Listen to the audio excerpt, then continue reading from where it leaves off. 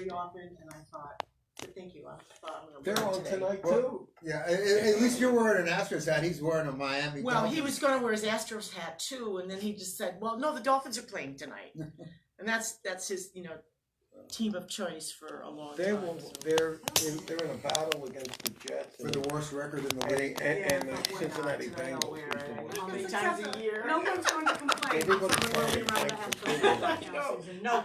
We Well, were in the Texans Costco got today. enough People now. are walking Bucks around out. with Unless they lost last night, now that might be a different story. Right. He's hurt Okay, every but year. they and won his last night, body so no one's gonna doesn't complain. hold up anymore. I didn't even see Okay, what he you know what? did. Before we He start, did a there's some Yeah, I mean, he tore his resources back. I need to bring. Okay. You want to turn my How see you him- tear your back? Did you see him get hurt?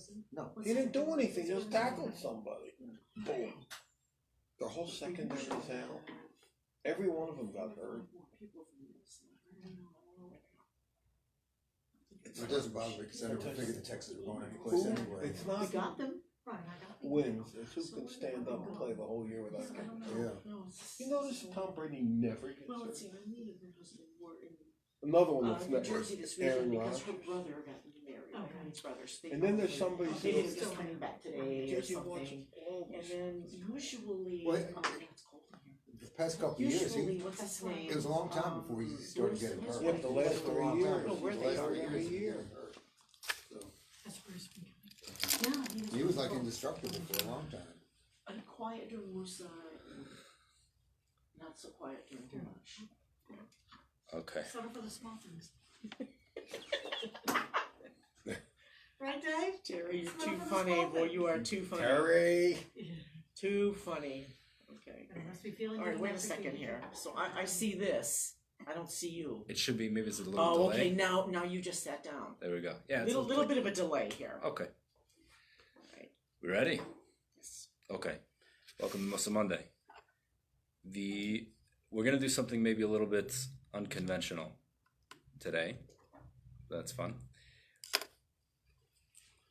Before we get to that though, if I would ask, maybe you've heard this before, so I don't want to insult you with information you've already heard, but if I were to ask you, what's the most fundamental verse of the Torah? What would you say? It's hard when you're only limited to one. Mm-hmm. You could sum up the whole thing. What would it be? Hashem took you out of Egypt. Okay, why is that? Because that's the basis of Judaism. I like Breshit. Okay. Breshit. That God created the world. Yeah. Okay. That seems more like a historical fact, but is that I mean, the Torah means instruction.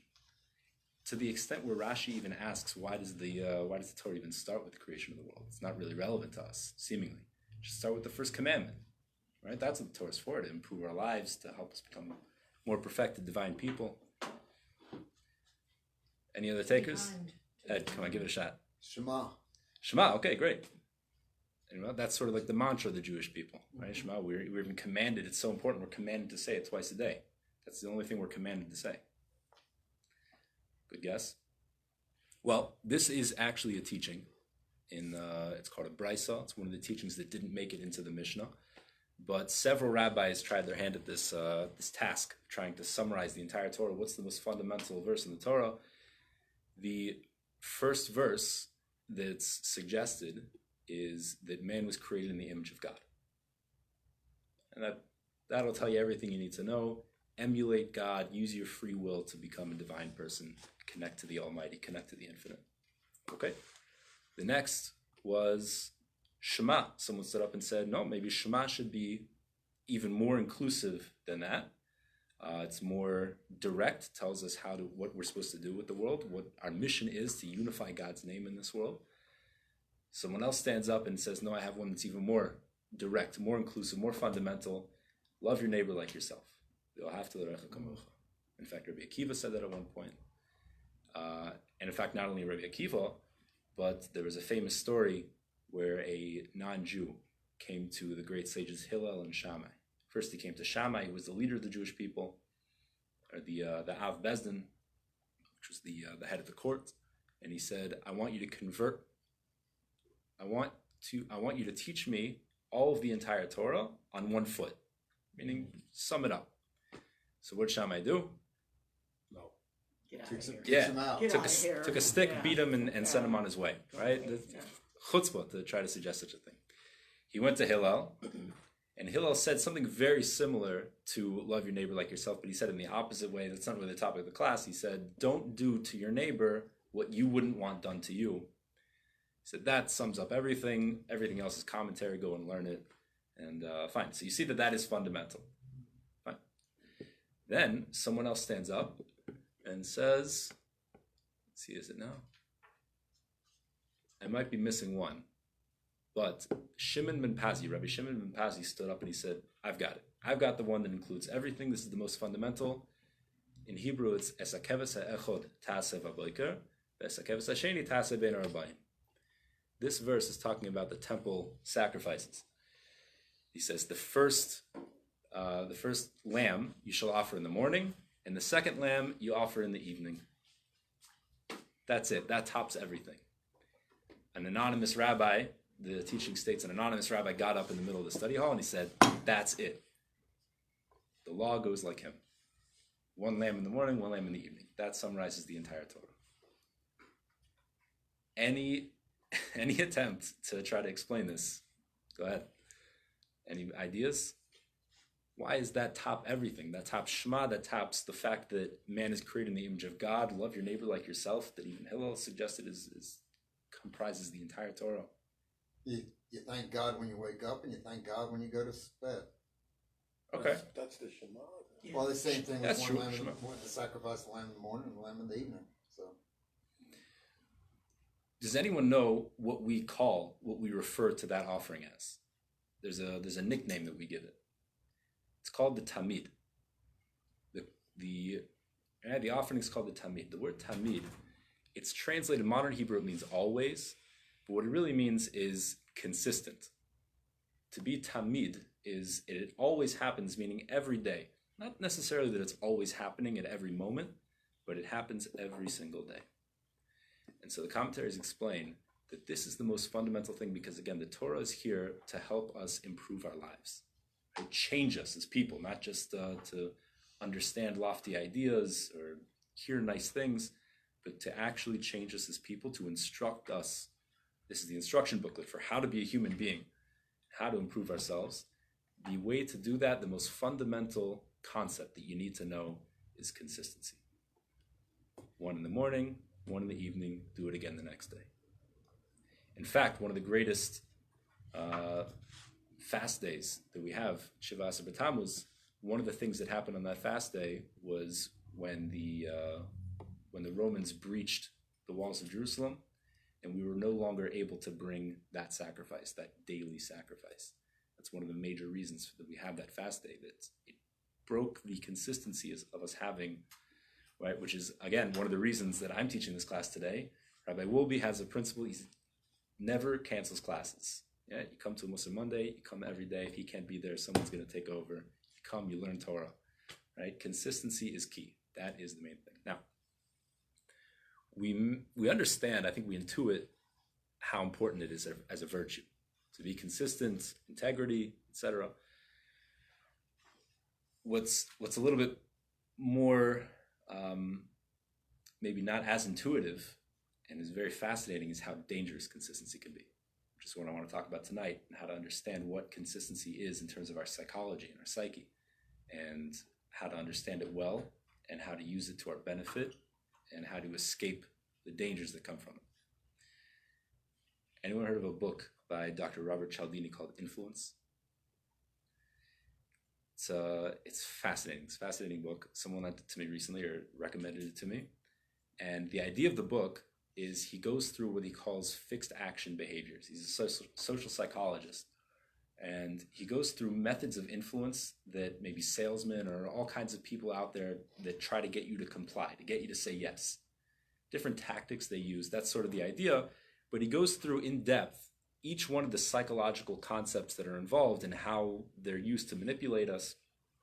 Give an example. The way he starts off the book is he talks about a turkey, that they found that a turkey, like many creatures in the world, is very protective of its young, nurtures its chicks. And what they find is sometimes it's interesting is that it will, on occasion, neglect its own chicks and sometimes even kill its own chicks. What they found out upon closer study is they realized that a turkey chick makes a certain sound, this cheep, cheep noise.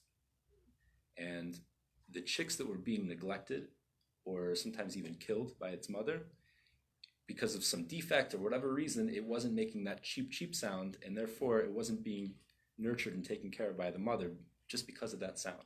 So they decided to take it to the next level and test that even further. The natural enemy of the turkey is the polecat. And so they took a stuffed polecat, and just to demonstrate the animosity that this turkey has towards the polecat, they brought this stuffed polecat in, maybe on a pole, and the turkey immediately went after it. It was with its young, it wanted to protect its babies, and tried to tear it to shreds. Then they took the polecat, same thing, and inside they put a recorder, and it was playing this cheep, cheep sound that normally a turkey chick makes. And not only did the turkey not attack the polecat, but it brought it in and nurtured it as if it was one of its children. Fascinating. And it's looking at its natural enemy. It's looking right at it, it's approaching it, but because of this one little sound that it's making, it triggers something in the turkey that it thinks, oh, I need to be nurturing now. And the second they turned off that recorder, it wasn't making that cheep, cheep sound, immediately the turkey went and attacked it again. That it was just hugging and nurturing. And so that's just one example, but this phenomenon, this psychological, if you want to call it that phenomenon among animals, applies all kinds of species, and he provides several other examples. But what's relevant to us is how it applies to us. What are the fixed action behaviors in human beings? The things that we have that work in our minds behind the scenes that cause us, click where something happens, and then all of a sudden we start nurturing a baby chick or our polecat, right? What is that? And we definitely do have it. We have these things, and it makes sense that we have them. We want a certain aspect of our brain to run on autopilot, because you can't just walk around and make every decision from scratch every time, analyzing all the information. We have certain rules about how we understand the world, and we recognize patterns, and a lot of that happens subconsciously. So if you understand how that works, and you know that basic psychology of what our mind takes in and recognizes as automatic behavior, and you know how to manipulate it, you could, with nefarious motives, you could manipulate people to do things that they wouldn't normally do, even in the face of obvious, illogical, just like the turkey staring at its natural enemy and hugging it, right? We do things that are completely illogical just because of this sort of click-whir fixed action behavior. So that's the premise of the book, and he goes through many different... Who's the author, please? Robert Cialdini, Cialdini. Cialdini.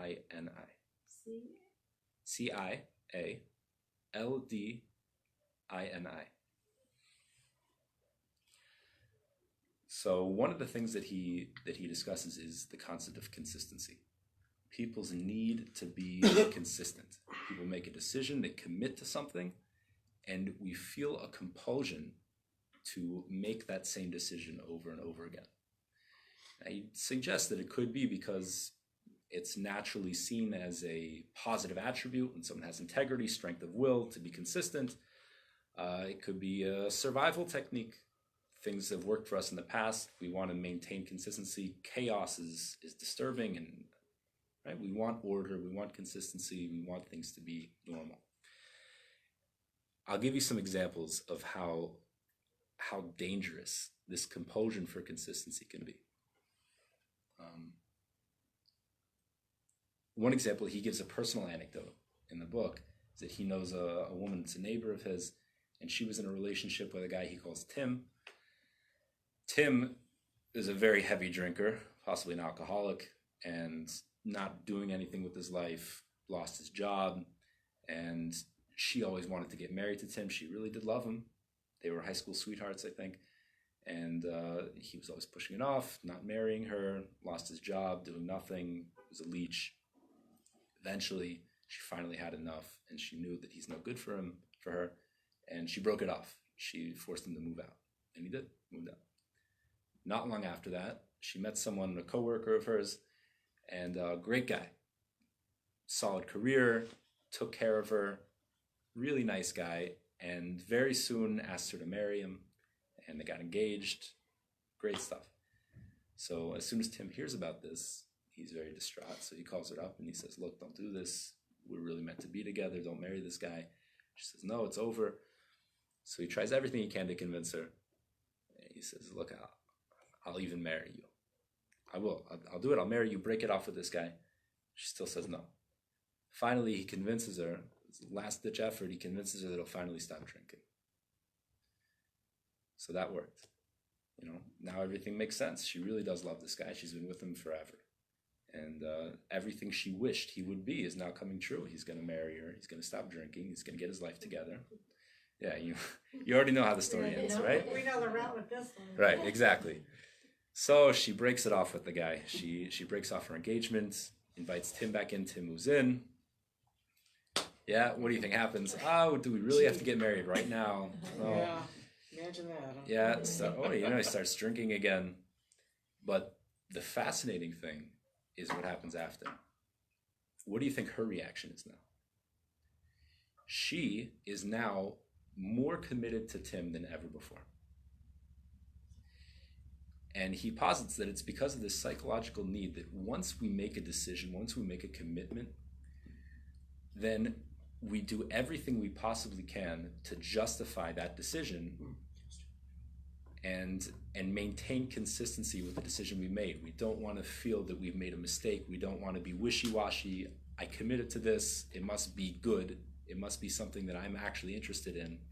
And therefore, we make up all sorts of other reasons. She claimed that she found all these new traits in Tim that she never saw before, and she appreciates all these other things about him.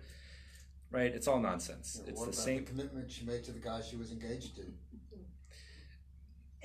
That's a good point. But she really did love this guy the whole time. So that was a new thing.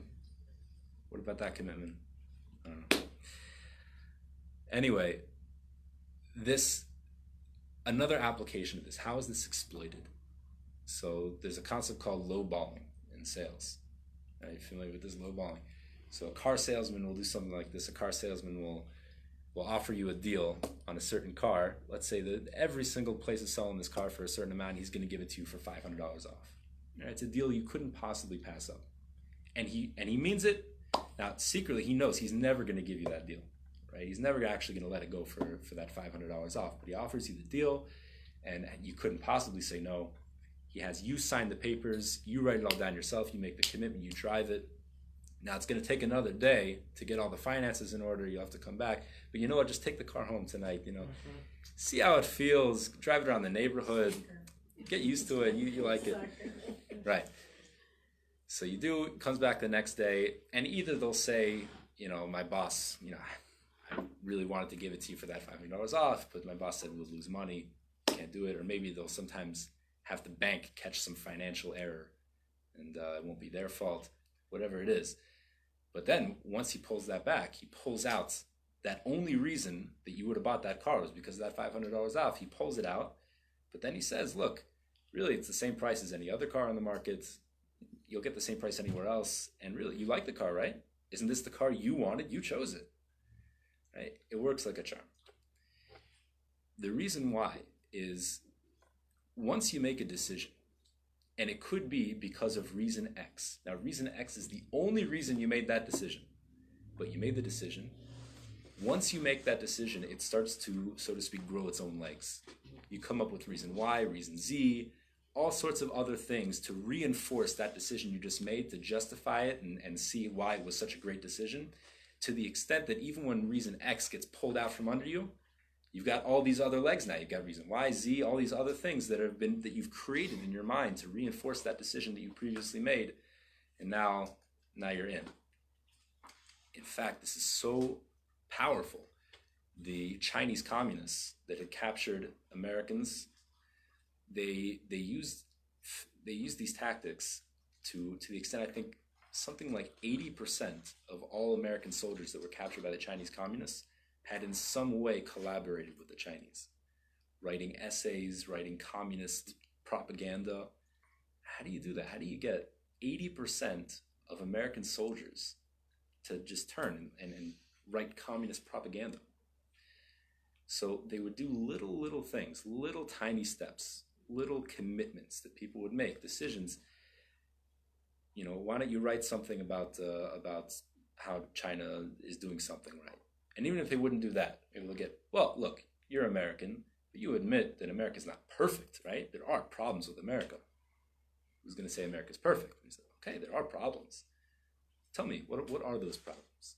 Say it out loud, right? Have them write it down. You write it down, you make a commitment. Writing something down always solidifies what you believe.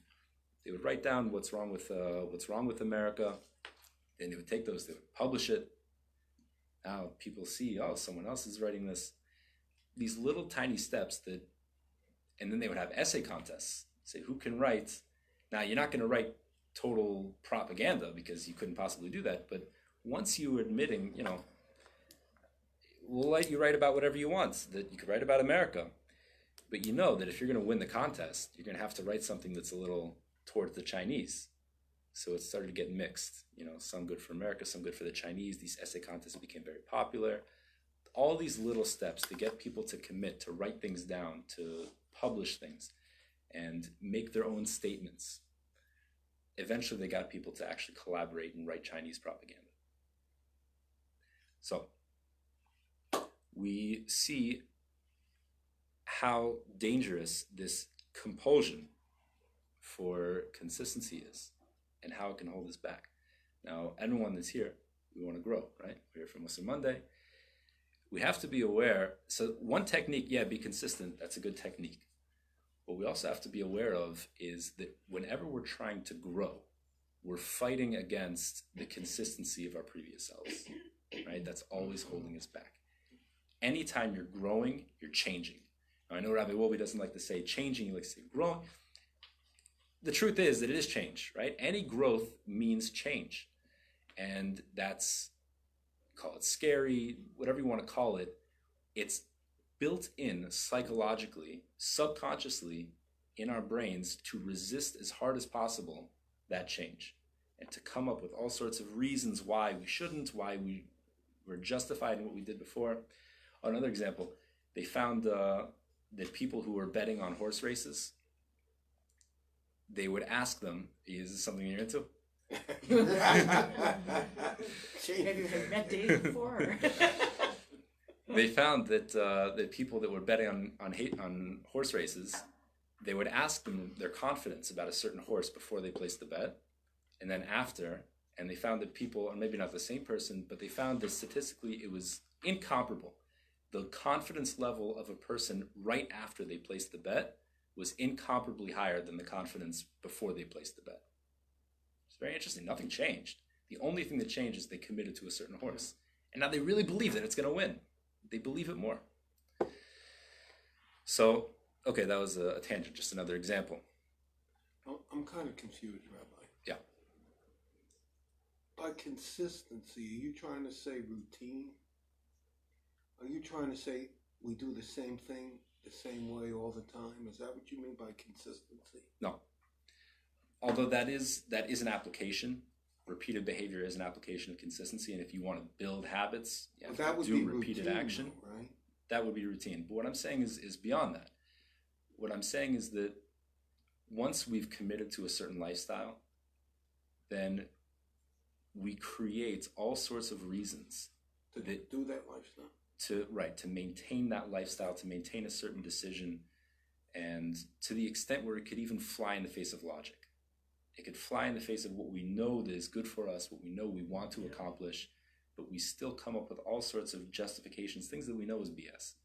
But it's so deeply ingrained within us, that decision, that we come up with all sorts of reasons. And it's very, very difficult to combat that head on. And so what we need to do is understand, first of all, that that's there, that that's present, that we're fighting against something in us. It is the Yetzer Hara. We know it's the Yetzer Hara, but there's a psychological manifestation of that. And we need to be aware that it's there, and we need to know how to fight it in the right way. And the way to fight it, I think, is to use that same tactic to our benefit. right? To make a small little commitment. Let's be the Chinese communists against our American selves. So what I want everyone to do here is, we're here, we're not just here to listen to nice ideas. We really want to grow. We're going to do something, okay? So tonight, we are all, and I didn't bring one for myself, so let me get one for myself as well. I want us all to think of 2 or 3 things. We don't have to do 2 or 3 things, maybe we'll pick one in the end, but at least come up with 2 or 3 ideas of things that we know that we need to grow in. But very small, a very small commitment that we will commit to. Now, it should be personal, but it shouldn't be so private because I want it to be public. This is statistically, psychologically, the most effective way to solidify a new commitment is first of all, you write it down. That's what we're going to do. We're all going to write it down. And we'll announce it publicly. We'll hold each other accountable, right? Then you're really stuck. But that's the idea. We want to make ourselves stuck. We know it's good for ourselves. Like there's another story. A woman wanted to quit smoking, and she couldn't for the life of herself, she couldn't bring herself to quit. Finally, she had this idea. She was going to write down on a piece of paper, I promise that I will I will not smoke another cigarette. And she wrote tons of these pieces of paper, and she decided she's going to give it to everyone that she really cares about, people that opinions matter to her. So she started doing it, and she gave it to her family, the friends, etc. And there was one person that she couldn't bring herself to give that piece of paper to. It was her boyfriend, who was hoping to be her fiance, and she respected him too much. She couldn't bear to give that to him and then let him down. And for weeks, she held on to this piece of paper until finally, without saying a word, she just walked up to him one day, gave it to him, walked away. And from that point on, that's it. No more cigarettes. Happens to be a couple months later, she broke it off with the guy, but she never smoked another cigarette. Right? We want to make ourselves stuck. Now, what we want to do is make a commitment that's very easy, something that we know that we can do, something that's not a big step, but something that's quantifiable. That's important. So I'll give you an example of something that's not ideal for this exercise. Something very religious. Having more intention when we make a blessing. Right? If you ever make a blessing on anything. How you measure it. Right. Now you might be able to tell over time, say, yeah, I have been paying more attention, but it's not enough to be able to look at, did you do it, did you not? Can you check it off on a piece of paper? Yeah. It's not something concrete, something you can say, I did it, or I didn't do it, right? So I'm going to pass out these pieces of paper. I'll get one for myself. That was a lot of social pressure also. So are we talking about something that is like one of the Mussar traits? Is that what, I don't understand. Any area of your life. Now, here's some tricks for to know what you should be working on. Usually what people come up with on their own is one of the last things they should be working on. If you really want to know what you should be working on, ask your spouse. Uh-huh. Right? That's dangerous. If you're brave enough to really want to know, then ask yourself, but you probably already know. Like, how do I look in this dress? Like, how do I really look? Yeah. Be right back. Can it be more than 20? The things I really want to do, I already do. Yeah. Let's see.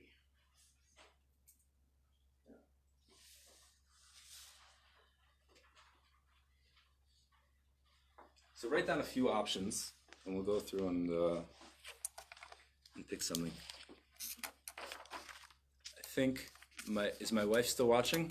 Saitel, you there? If she is, she'll tell me something.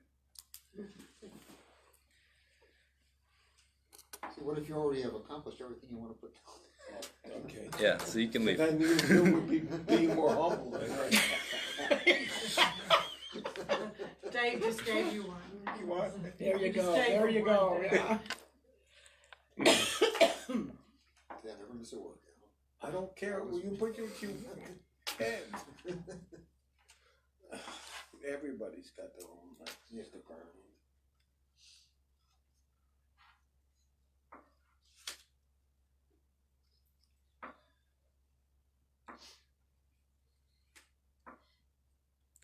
By the way, this spouse trick works especially well for the men.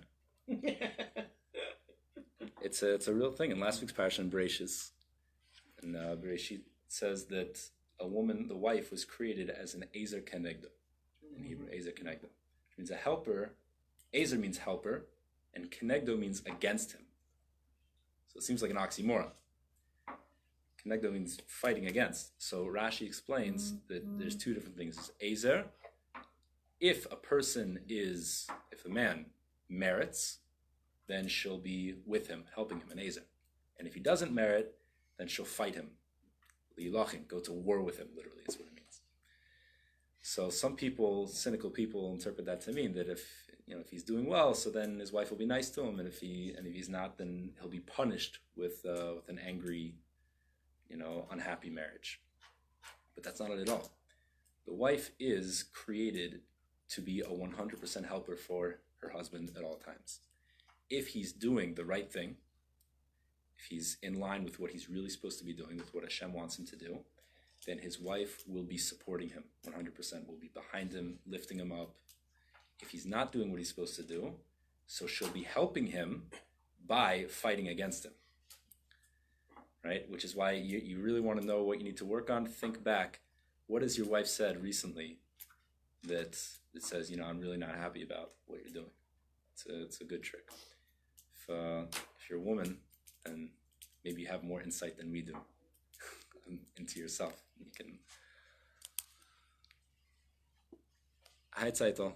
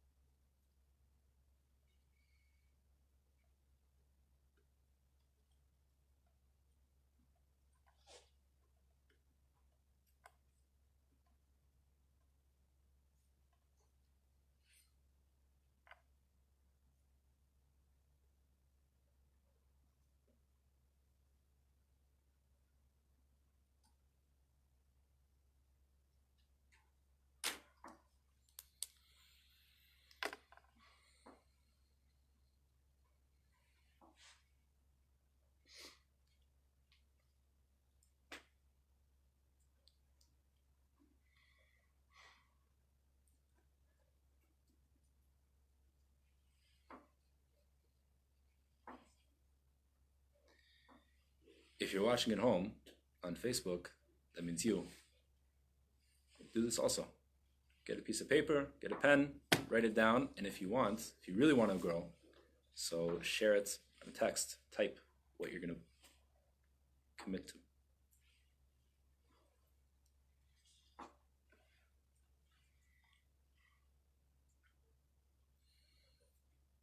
Okay, so some people are still writing. For those that aren't anymore, sharing time.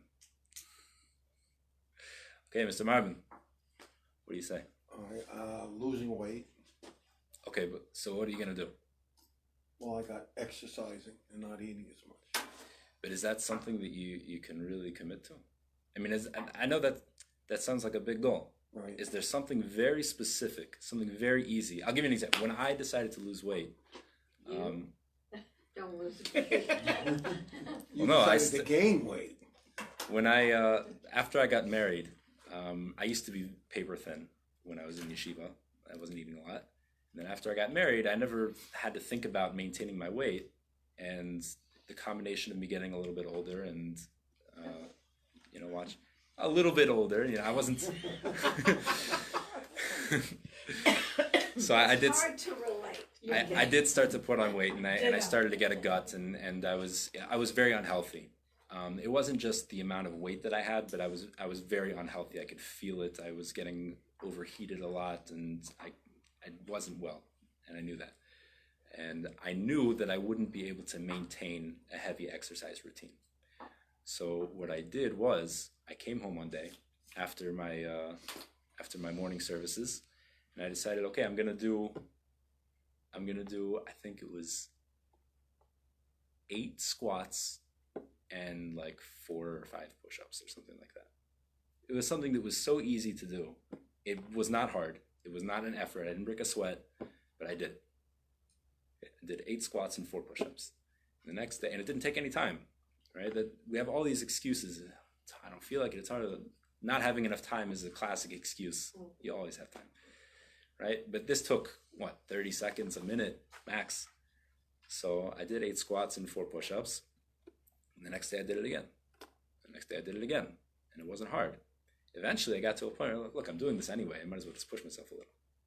So I pushed a little bit. And then before I knew it, I was able to do 130 squats in a row and like 40 push-ups in one set. And I lost a ton, right? You make a small step that you know you can do that's not hard, but just do it. Just do it every day. I think a great example of that is Tiger Woods' dad. Yeah. When he was a kid, he took him out and hit a golf ball and he loved it. And he said he wanted to hit another one, and his dad said, no, we'll come back tomorrow. And he progressively did more and more and more.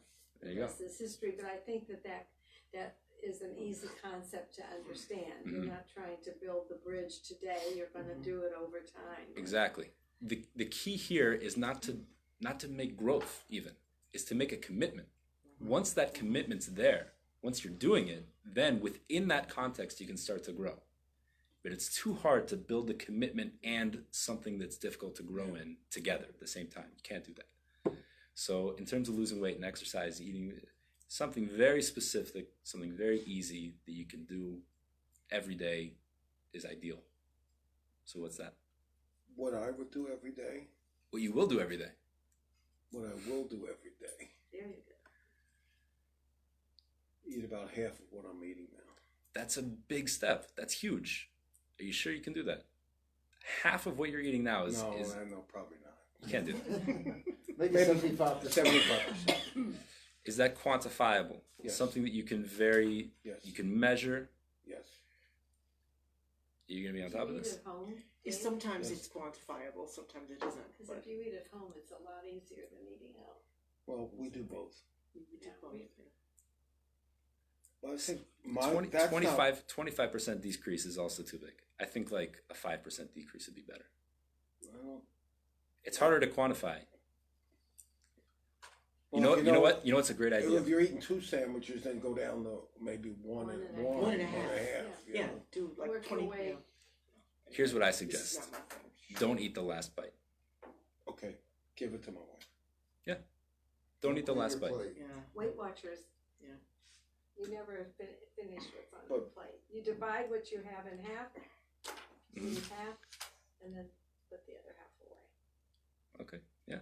Has a lot also. So that's not even portion control, right? You could put a It lot is on your plate. portion control. No, but this, what I'm suggesting, that is right. That is, you I put, believe in portion control throughout life. Sure. Everything is portion control. that's definitely, it's necessary down the line. But when we're talking about, something that you're not controlling right now, so forget portion control, right?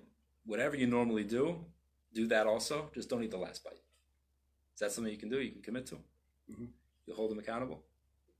Okay. But that's not my most important one to me is paying attention, listening. I have a tendency not to pay attention and not to listen to anybody.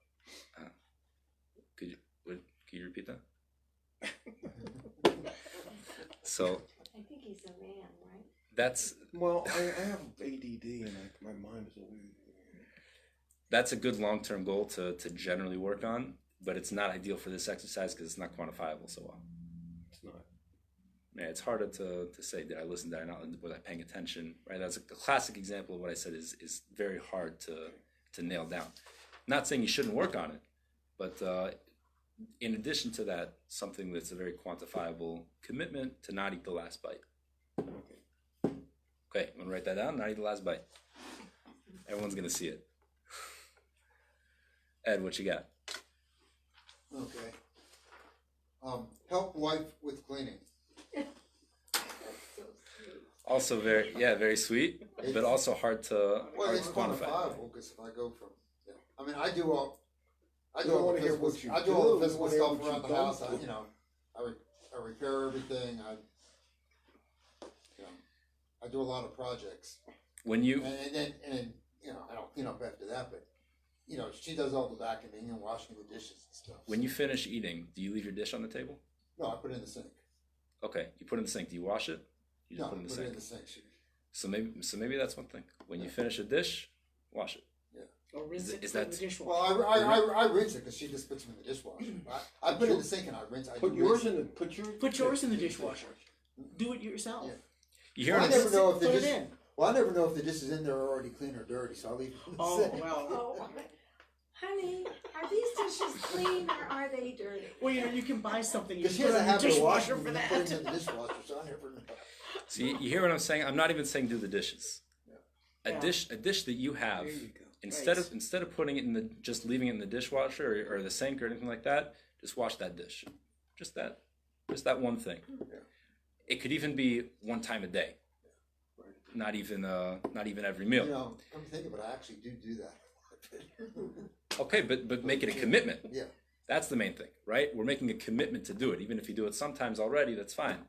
But we're making a commitment that's triggering something in our brain. Right? We're creating a new pathway and saying this is something that's now part of my life. And it's easy, but it's a part of my life now. And once that context is there, then you can start building from there. So that's you can write that down. One dish. That was just my suggestion. You could pick something else, and we can talk about it. One if dish, that's, okay. That's easy. That's easy. Okay, good. That's the point. It's easy. Exactly. Yeah. Exactly. That's the point. What do you got? I'm sorry. What's your name again? Bobby A. Sarge. Okay. What I'm trying to work on is not saying what's on my mind, but keeping it inside. In other words, I'm trying very hard not to say some things before I think it through, which is a difficult thing, but I've been working on it for quite some time. Great thing to work on. And Again, that's- it's I know not. it's not. You say it's not quantitative, but it is to me, and I've been working on it. But is there something very specific that you can look at every day, like one dish a day, not eating the last bite, this kind of thing, where you It's can. just one bite of the tongue a day. You know what I mean? To pick something that you can, that's very, very specific and very easy, that you can make a commitment that I'm doing that, and at the end of the day, when you go to sleep, you can say, I did that. I hear what you're saying, but knowing my personality, this does work for me, Okay. and I am working on it, and I work on it consistently, and it is working, and I can go to bed at night knowing what I have done and what I. So I mean, I hear what you're saying, but for me, this is. So is there something, but is there one thing that you can, within that, working on that, is there, in addition to working on it, which is great, you're working on it, but is there something very specific that you can say that you will do X, that you can write down, right? Meaning, let's say, if it's too personal, you don't have to answer, but is there a situation where this is often a problem with a certain person or? Yes. Okay, so you don't have to say it out loud if you don't want to. won't say it. Fine. But in a certain context, in a certain kind of conversation, a certain topic comes up that it's often a problem, No, or just in general? in general. How about refrain from talking for 2 minutes? Dave, you're so thoughtful. Thank you. I'll write that. Count to 10 before you open your mouth. No, but wouldn't I that like be that. quantifiable though, Bobby? Not talking for 2 weeks? No, for 2 minutes, for a minute, I said. 2 minutes. It's That's not what I'm about saying. incessant talking. She's talking No, about Yeah, but if she doesn't, a sort of type of thing. right, I didn't say for 2 weeks, nobody He can said say 2 minutes. He said 2 minutes. Is this something that happens every day? No. But it's something that I conscientiously work on. It happens very often. Enough. It's happening less and less in the last 6 weeks. It's been working. And I mean, you know, I just. Is there anything else that's more concrete that you have can to think of? about it. Okay, why don't you think about it and we'll come back. Mrs. Marvin. Okay. You mean Susan. Please don't call me Mrs. Marvin. Okay. Please. Makes me feel older than I want to feel. I made a commitment to myself at the very beginning of this year, at Rosh Hashanah, A couple of years ago, I bought the whole set of the Daily Dose of Torah, and some of those books have not been opened. So I made a commitment. I told David about this, that I want to be able to read the daily part, at least 2 parts of the daily read during the week of leading up to the Parsha. How long is it? What? How long?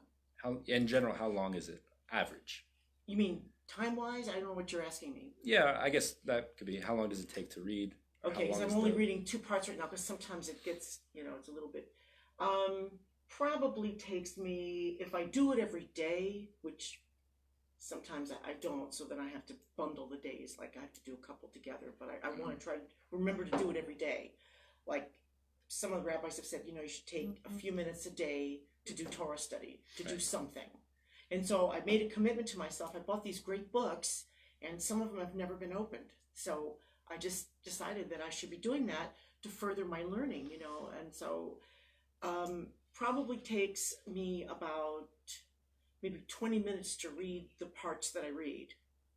So what I wanted to do is just to try to follow through with that commitment all throughout this year. So I go through every volume for every Parsha all year long. When are you going to do that? I do it in the afternoon. I do it in the afternoon, usually about 3-4 o'clock in the afternoon, after I've done a lot of other things that I need to do during the day. That's when I've been doing it. That's the time I've tried to set aside for it, somewhere in there. Is there a specific time you could do it, or does it have to change? It has to be flexible. Well, I mean, it may be somewhat flexible, but I'm, like I said, probably like 3 o'clock, say. 3 o'clock in the afternoon, because it's generally not till afternoon till I get to that. But 3 o'clock? It's just a learning thing. I'm trying to continue to learn and to So I'll tell further my knowledge. I'll tell you a story. I forgot who this was. It was a big rabbi, and he was a smoker like a lot of people in Europe. And when the data started coming out that smoking was dangerous, so he heard about it, and the students begged him you got to stop smoking. And he went to a doctor, and the doctor said, it's true, it's very unhealthy for you. Okay, so he wants to do the right thing. So he said, excuse me for a minute. And he went out, and he walked into a closet or something, closed the door. And he was there for about 5-7 minutes. And then he came out and he said, okay, I'm done. I'm going to smoke it. I said, what'd you do? So he said, I know that it's easy now to say, I'm not going to smoke anymore. But right after you finish a meal, right when you wake up in the morning, at those times when the craving is so strong, you're not thinking so well. I had to mentally experience that. I had to generate and create that fantasy in my mind, experience that moment where I'm going to really, really want a cigarette and decide not to do it. And I did. I made that decision now. So with these kinds of things, not even the last bite, that kind of thing, that'll happen on its own. Whenever you're eating, you're already in that situation. But this is a little bit more difficult because life can get in the way. What's going to happen when the day was too busy? What's going to happen when you're tired, you really don't feel like it? Yeah, I mean, it's happened to me a couple of times, and I had to bundle 2 days together because I didn't do it one day. But I'm just starting this, I've just made a decision to do it. Right. You're going to do it even if you don't feel like it? Because if that's too hard, pick not something too hard. easier. No, I really enjoy reading the stuff. It's just sitting down, it's just remembering, and then just sitting down to do it. Mm-hmm. It's not difficult. Parts of, I'm sure you're familiar with this series anyway, but there's parts of it that are a little harder for me to understand because I don't have quite the knowledge level. So it's not, I decide if I pick 2 sections of each day, I can read those and I will get something from them, but it won't be too much that will frustrate me. Oh, I can't, the gems from the Gemara and I don't know what they're talking about and they're using language I don't know and, Sure. Terms that I don't know and things like that. So that's, and then there's one other thing. I just want to add one other thing. My husband will appreciate this. I need to make a commitment when I'm driving not to be cursing at all the idiot people on the road. That's hard. So it's very hard. I don't curse a lot, but when I'm behind the wheel and I see what people do, and how that you could almost be killed every day on the highways in this city. Well, that's all their fault, not yours. Well, I mean, I'm a very defensive driver, and I drove a lot when I was in sales, so I learned that a long time ago, because I wouldn't be here today if I hadn't learned it a long time ago. But, I just have to, I thought, well, maybe I should do it for every other incident. So, and we're in the car a lot together, so if I do it at every other incident and not curse, is this being recorded? Yeah, oh, it's live. And I won't say what I said. 3,500 people watching. People. There's a million people listening to this. All your friends and family. Susan got to that. People, listen. This is why you're supposed I don't to mean drive. Oh gosh. Anyway, well, but it's a real challenge Sure. for me. I get very frustrated with that. My father's a linguist. When I was a child, I learned how to curse in Spanish and Italian just by being in the car with him. Well, mine's done in English, and I shouldn't, and I'm really not bad about it everywhere else. But I get so frustrated with people. Sure. And, the kind of driving that I experience when I'm just driving around is just crazy. So anyway, I thought, well, maybe if every other time I keep myself from cursing, then eventually maybe I can stop cursing at them in the car, and Dave has to listen to it when he's with me, Good thing to be mindful of. Let's pick just one. The Torah or the not cursing? Well, the daily dose of Torah is a commitment that I'm made. So let's That's do it. that. That's it. The road rage kind of issue can be a thing you're mindful of in the future, but in terms of making this solid commitment, let's do one. That's measurable. and I make can it do that. I can right. measure this. Can you put an alarm on your phone? 3 Sure, o'clock. sure. So let's do it. I can do it every day for 3 o'clock. Great. 3 o'clock in Well, the she's afternoon. got another way of doing it, because we have 2 dogs, Yeah. and at 3 o'clock every day, we're not supposed to feed them till 4. They come and bother us, so that would Well, be the alarm. that's not why I do it then, but That would be the alarm, because they'd be in her That's face. That's at 3 reliable. o'clock every day. Yeah, they do get a little pesty about the whole thing.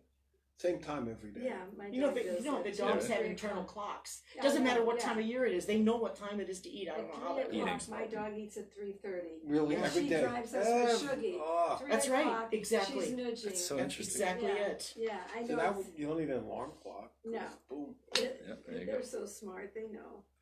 They do. Laura's are dumb. You're not smart. Mine is. Okay, so I'm putting Yeah, this 2 grand. for every single day of the week. You have greyhounds? Great. Very risky. That's it. Yeah, mine's a So my rescue alarm will lamb. go off at 3 o'clock in the afternoon to make sure that I do it. Because I really do want to do it. I think it's really important. I mean, for me, that's why I come to the classes that I do. It's because learning is important to me. Learning Judaism is very important. Amazing. Anyway. So can you please remind me your name again? Terry. Terry. What do you got? Well, easy stuff. Because Perfect. I like the rest of the folks in here. I'm retired. I don't have a spouse, and kids are gone. And so to read more books, because at this moment I've got 6 of them sitting on my dresser in the bedroom, and every time I lock it, so, and yeah, it's just to spend more time, because I can use my time the way I want to. I don't have anybody here, less I'm out of the country, which is regularly, but because of the kids, but it's just, when I'm at home, you find that life does get in the way with things that you really would like to do sometimes, but you should start to try to do something that you want to do, okay, and make a commitment to do that, to try to get some of the books that I wanted to read or that someone gave me as gifts. They're still sitting there, and they seem to multiply.